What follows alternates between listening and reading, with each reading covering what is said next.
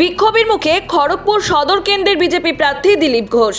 পুরীগেট এলাকায় স্থানীয় বাসিন্দারা দিলীপের গাড়ি ঘিরে বিক্ষোভ দেখান, এমনকি গাড়ি ভাঙচুরের চেষ্টাও করা হয় বলে অভিযোগ।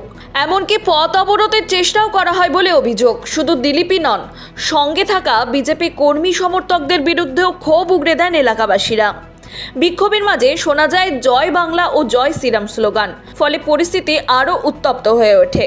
এলাকাবাসীদের অভিযোগ, রেলের নোটিশ নিয়ে গোটা এলাকা আতঙ্কে থাকার সময় বিজেপি নেতা কর্মীদের দেখা যায়নি, এমনকি দিলীপ ঘোষও সেখানে উপস্থিত হননি বলে তাদের দাবি। এলাকায় ব্যাপক উত্তেজনা ছড়িয়ে পড়লে পরিস্থিতি সামাল দিতে বেগ পেতে হয় প্রশাসনকে।